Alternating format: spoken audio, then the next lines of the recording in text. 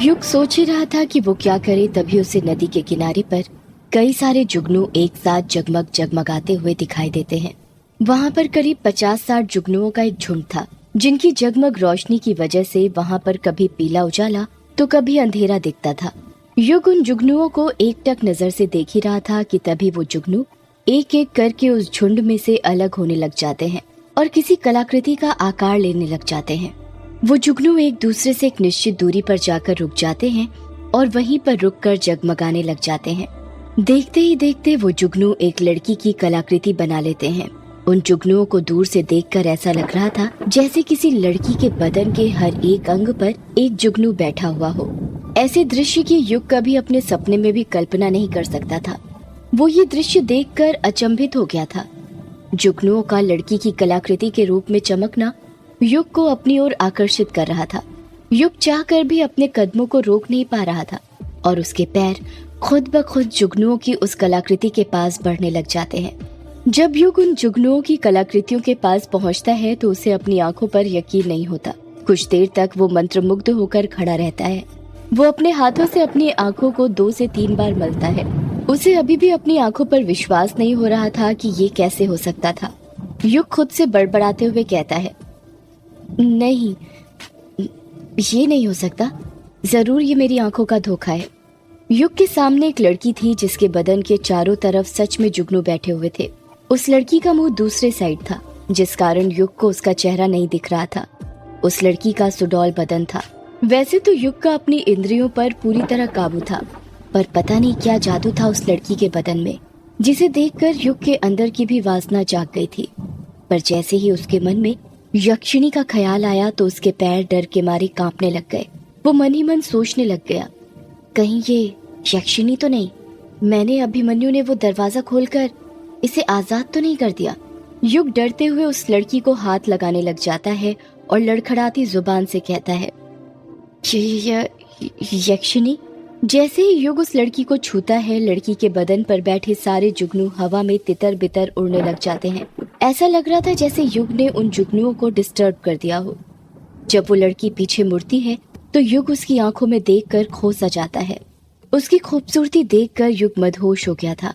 उस लड़की का लंबा चेहरा था, सुनहरी आंखें, कमर तक लंबे बाल जिसकी उसने लंबी सी चोटी गूंथ कर रखी हुई थी। उसने अपने गोरे बदन पर ब्लैक ब्लाउज पहना हुआ था और कमर के नीचे के हिस्से में दकमान गोल लपेटा हुआ था। दकमान हाथ से बुना हुआ सूती का कपड़ा होता है। उस लड़की का बस पेट का हिस्सा नग्न था, जिससे उसकी नाभि युग को साफ साफ दिख रही थी। रात के अंधेरे में वो लड़की इतनी खूबसूरत लग रही थी कि किसी भी मर्द के तन बदन में आग लग जाए। युग मंत्रमुग्ध अवस्था में खड़े होकर उस लड़की को ऊपर से लेकर नीचे तक निहारे जा रहा था। उसके बदन की एक एक अंग की बनावट को देख रहा था। अपने आप को निहारता हुआ देख वो लड़की अपनी मीठी सी आवाज में कहती है, कौन हो बाबू तुम? और तुम्हें शर्म नहीं आती एक पराई लड़की को इस तरह देखने में? उस लड़की का बदन देखकर युग अपनी सुध-बुध खो बैठा था। उस लड़की को देखकर युग को उसकी एक्स गर्लफ्रेंड शालिनी की याद आ रही थी, जिससे वो कॉलेज में प्यार करता था। वो भी कुछ इसी तरह दिखती थी, इतनी ही सुंदर और मनमोहक। वो लड़की युग की आंखों के सामने अपना हाथ आगे पीछे हिलाते हुए कहती है, ओह बाबू, क्या देख रहे हो? दूसरे लोग से आए हो क्या? कभी लड़की नहीं देखी? उस लड़की के हाथ को देखकर युग मदहोशी के आलम से बाहर आ जाता है। जब युग कुछ जवाब नहीं देता तो वो लड़की फिर कहती है, अरे बाबू, कुछ बोलोगे कि भी नहीं?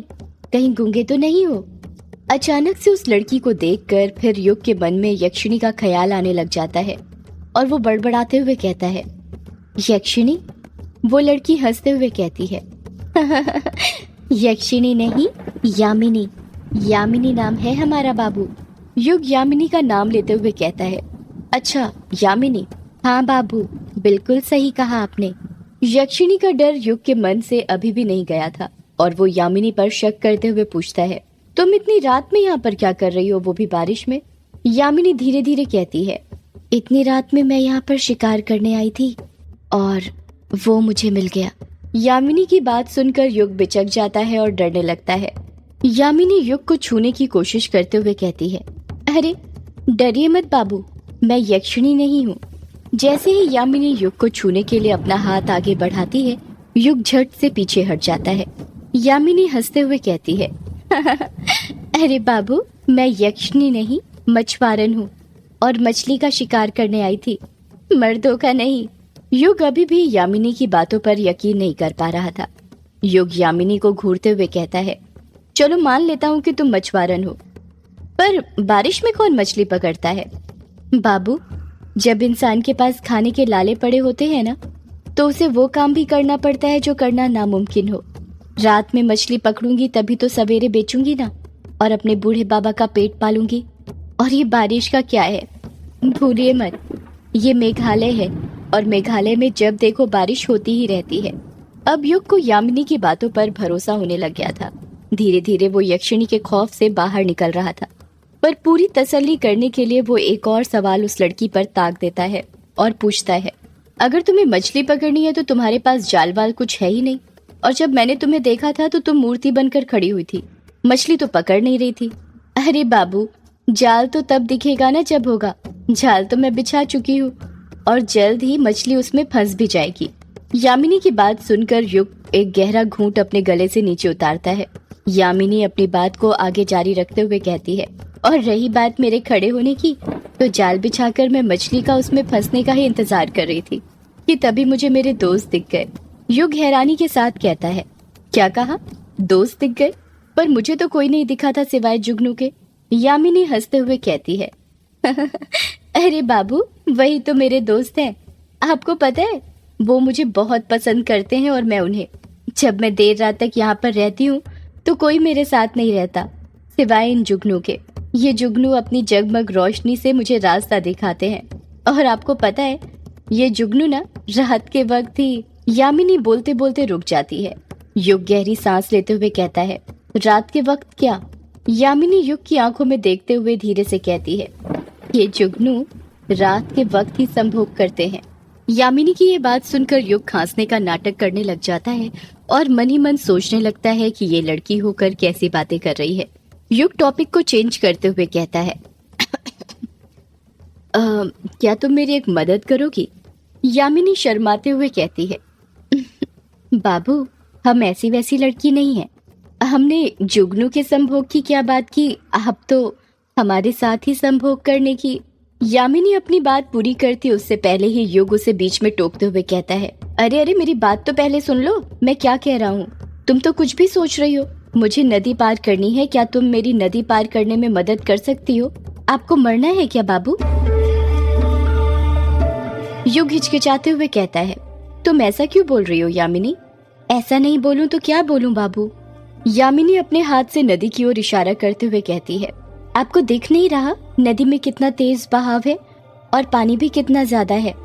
अगर डोंगी का जरा सा भी संतुलन बिगड़ा तो सीधे नदी के अंदर होंगे। युग हैरानी के साथ कहता है, डोंगी मतलब? डोंगी नाव की तरह ही होती है बाबू, बस उससे थोड़ी अलग होती है। उसका उपयोग भी नदी पार करने के लिए ही किया जाता है। नाव हो या डोंगी हो, जो भी हो तुम्हारे पास, मुझे सब चलेगा। बस मुझे कैसे भी करके आज ही रात नदी पार करनी है, वो तुम करवा दो। यामिनी युग को मना करते हुए कहती है, नहीं बाबू, मैं नहीं जाने वाली इतनी रात में नदी में। देखो प्लीज मेरी मदद करो। युग यामिनी के चेहरे के एक्सप्रेशन देखकर समझ गया था कि वो ऐसे नहीं मानने वाली, इसलिए वो उसके हालात का फायदा उठाते हुए कहता है, देखो, मुझे तो नहीं लगता कि आज रात तुम्हारे जाल में कोई मछली फंसने वाली है, और यदि कोई मछली नहीं फंसी तो सवेरे बेचोगी क्या, और फिर अपने बाबा का पेट कैसे भरोगी? इसलिए मेरी बात मानो, तुम मुझे नदी पार करवा दो, इसके बदले में मैं तुम्हें पैसे दे दूंगा।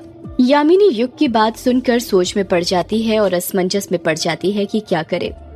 यामिनी कुछ सोच पाती उससे पहले ही युग कहता है, अरे इतना सोच क्या रही हो, घर आई लक्ष्मी को मना नहीं करते ऐसे। यामिनी धीरे से कहती है, कितने पैसे देंगे बाबू आप? देखो, वैसे तो 50 रुपए लगते हैं, पर तुम 100 ले लेना। यामिनी मुंह बनाते हुए कहती है, क्या कहा? बस 100 रुपए? आजकल 100 रुपए में होता ही क्या है बाबू? 100 रुपए के लिए मैं अपनी जान खतरे में नहीं डालने वाली। देखो, ऐसा करो, तुम 200 ले लो, पर इससे ज्यादा नहीं दे सकता। अभी मेरे पास भी ज्यादा पैसे नहीं है, मेरी मजबूरी समझो। यामिनी युग को नदी पार कराने के लिए तैयार हो जाती है।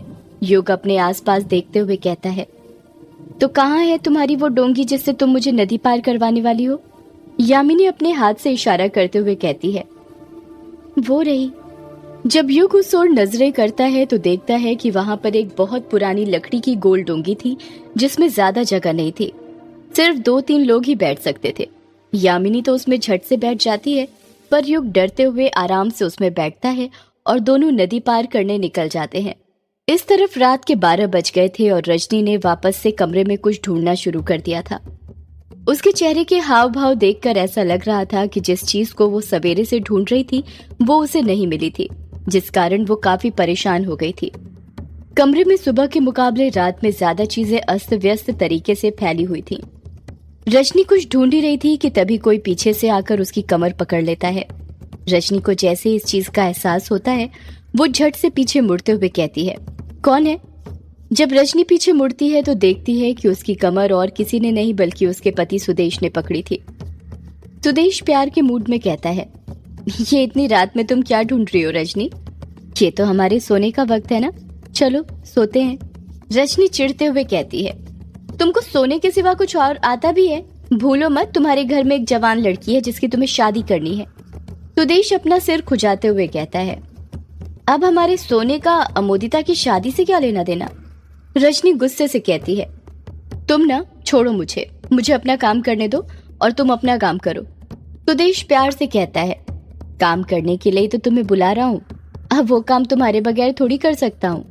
सुदेश की बात सुनकर रजनी और गुस्से से भिन्न आ जाती है और बड़ी बड़ी आंखें करते हुए कहती है, तुम ना चुपचाप बिस्तर पर बैठ जाओ, मेरा मुंह मत खुलवाओ, कुछ होता तो है नहीं तुमसे, बस सोना है। रजनी का गुस्सा देखकर सुदेश चुपचाप बिस्तर पर बैठ जाता है। रजनी ने सारी अलमारी का सामान बिखरा दिया था, पर जो चीज वो ढूंढ रही थी वो उसे नहीं मिली थी। उसने अलमारी के सारे कपड़े निकाल कर बाहर फेंक दिए थे। उसकी साड़ियों की घड़ी भी बिगड़ गई थी। सुबह से ही कोई चीज ढूंढने के कारण उसका सिर दर्द करने लग जाता है और वो अपनी जिद छोड़ देती है। रजनी बिस्तर पर बैठते हुए कहती है, हटो, मुझे सोने दो। सुदेश बिस्तर पर ही सरकते हुए कहता है, लगता है तुम्हारा मूड भी बन गया। तुम औरतें ना ऐसी ही होती हो, तुम्हारा मन भी करता है करने का पर नाटक करती हो ताकि मर्द तुम्हें मनाए। रजनी फिर गुस्से से उबलते हुए कहती है, मैंने कहा ना मेरा सिर दर्द कर रहा है, सोने दो मुझे, खबरदार अगर तुमने मुझे छुआ भी तो, समझे? रजनी की बुलंद आवाज सुनकर सुदेश पीछे हट जाता है। रजनी पीठ के बल लेटकर सोने लग जाती है। सुदेश रजनी के आसपास ही देख रहा था कि तभी उसकी नजर कमरे में अस्त व्यस्त फैले सामान पर पड़ती है और वो कहता है, अरे ये क्या, तुमने सामान तो सारा फैला कर रखा है, ये क्या रात भर ऐसे ही फैला रहेगा? तुम्हें पता है ना मुझे गंदगी पसंद नहीं। रजनी की आंखें बंधी थी और वो कहती है, अगर पसंद नहीं है तो खुद कर लो सफाई, बहुत गर्मी है ना तुम्हारे अंदर, अब सफाई करके सारी गर्मी उतार दो, समझे? सुदेश रजनी की बात का कुछ जवाब नहीं देता और उसके कहने पर कमरे की सफाई करने लग जाता है। कहने को तो सुदेश का रजनी पर हुक्म चलता था, पर वो सिर्फ घर वालों के सामने दिखावे के लिए, पर कमरे के अंदर का मामला कुछ और ही था। सुदेश रजनी से बहुत डर कर रहता था और उसके हुक्म का पालन करता था। कुछ ही देर में सुदेश ने कमरे की सारी चीजें व्यवस्थित ढंग से जमा दी थी, बस झाड़ू लगानी बची हुई थी। सुदेश लंबी वाली झाड़ू उठाता है और लगाने लग जाता है। तभी उसकी नजर बेड के नीचे पड़ती है और वो देखता है कि बेड के नीचे बहुत ज्यादा धूल जमी हुई थी। सुदेश बड़बड़ाते हुए कहता है, पता नहीं ये रजनी ने ना कब से झाड़ू नहीं लगाई है, ये कुछ काम ढंग से करती ही नहीं है। इतना कहकर वो बेड के नीचे से झाड़ू निकालने लग जाता है। सुदेश ने अभी 1-2 बार झाड़ू बेड के नीचे से निकाली ही थी कि तभी उसे एहसास होता है कि उसकी झाड़ू से कोई ठोस चीज टकराई थी। सुदेश खुद से कहता है, अरे ये क्या था जो झाड़ू से टकराया था? सुदेश झाड़ू की मदद से उस ठोस चीज को बाहर निकालने की कोशिश करने लग जाता है और अपने कई प्रयासों के बाद वो ठोस चीज बाहर भी निकाल लेता है। जब वो ठोस चीज बाहर आती है तो सुदेश देखता है कि वो ठोस चीज और कुछ नहीं बल्कि एक मोटी सी बहुत पुरानी किताब थी। उस किताब में करीब 400-500 पेजेस थे। सुदेश उस किताब को अपने हाथ में लेते हुए कहता है, ये कौन सी किताब है और बेड के नीचे क्या कर रही थी? सुदेश फूंक मारकर उस किताब पर की धूल साफ करता है और उस पर लिखा पढ़ने लग जाता है। उस किताब के पहले पेज पर 3 शब्द लिखे हुए थे। सुदेश वो 3 शब्द पढ़ते हुए कहता है, तंत्र मंत्र यंत्र। जैसे ही सुदेश ये 3 शब्द पढ़ता है, रजनी की झट से आंखें खुल जाती हैं और वो उठकर बैठ जाती है। उसको देखकर ऐसा लग रहा था जैसे सुदेश के हाथ में कोई ऐसी चीज लग गई थी जो नहीं लगनी चाहिए थी। सुदेश हैरानी के साथ रजनी से पूछता है, रजनी, ये कैसी किताब है और किसकी है? सदियों से है पुरानी, ये है यक्षिणी की कहानी। यक्षिणी एक आग है, यक्षिणी तेरा ख्वाब है।